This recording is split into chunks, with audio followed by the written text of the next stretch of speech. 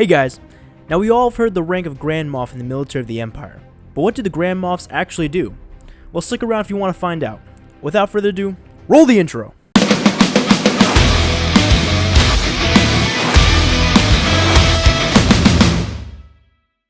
So, what were Grand Moffs? Grand Moffs were governors of oversectors, which were group star systems of sectors that demonstrated signs of unrest. Oversectors and the rank of Grand Moff were both created at the suggestion of Governor Wilhelm Tarkin in the 5th year of Emperor Sheev Palpatine's reign. Tarkin became the first Grand Moff. So essentially, Grand Moffs were stationed at places where fighting or rebellion was hottest. They were there to straighten up things and make sure everything ran smoothly. We see this in The Mandalorian as Grand Moff Gideon tries to put things back in order as soon as he arrives. With every Grand Moff as well, they tend to make a huge entrance or command the room to show they have superiority. Grand Moffs receive drastically increased authority, military forces, and funding as fitting to their enhanced position. The position of Oversector Governor was the 6th highest in the Empire, after the Emperor, Lord Darth Vader, Grand Vizier, Emperor Ruling Council, and the Grand Admirals. The actual nature of the upper levels of the Imperial government was extraordinarily complicated, partially because the Emperor wanted those below him to be uncertain where their position truly stood. The Grand Moffs, however, acted like Imperial advisors to the Emperor and reported only to him. The Emperor appointed Grand Moffs himself, but Grand Moff Tarkin was actually promoted by Ars Dangor after the submission of the Tarkin Doctrine. The Grand Moffs were higher in authority than just the Moffs, but there was no indication that the Moffs actually reported to the Grand Moffs. Instead, the Grand Moffs held direct control over their territories in all aspects. The Imperial advisors were more prestigious than the Grand Moffs and closer to the Imperial seat of power on the Imperial Center, but advisors did not have the military authority as the Grand Moffs had. So if an advisor tried to give orders, everyone would just kind of brush it off.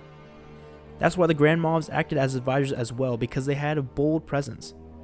I mean, just take a look at Grand Moff Tarkin or Gideon. No one will question their authority in a conversation or battle.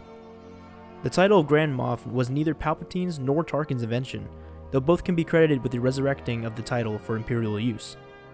In fact, the title dates back to the expansionist period in 25,000-20,000 BBY, when the Republic frequently encountered many small satrapies and mini-empires. Even in the Sith Wars, the title Moff was granted to individuals who had done great acts for the Sith Empire. So Palpatine and Tarkin resurrected the title for the Galactic Civil War, but what happened to the Grand Moffs after the war ended, post-Battle Endor? The death of the Emperor resulted in a free-for-all amongst the Imperial warlords for rule of the galaxy, including the Grand Moff Council.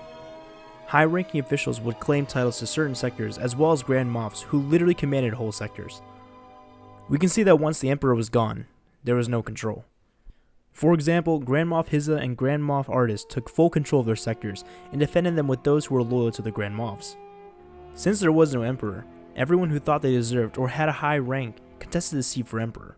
Some even thought the next Emperor was to be elected by the advisors of the Emperor. But the Grand Moffs who didn't want an election and wanted the chance to contest it, did. And for many years, small Imperial pockets controlled by Grand Moff warlords would continue fighting. It would not be until the new Empire emerged that the Grand Moff Council would resurface and there would be peace and cooperation between the Moffs in order to focus on the new Empire and to undermine the new Sith Empire. Well, now you know more about the Grand Moffs and what happened to them. I thought they were always interesting generals who had a sense of calmness and chaos at the same time. Let me know down below in the comments what you guys think. Don't forget to drop a like and subscribe. Have a great rest of your day, and may the Force be with you.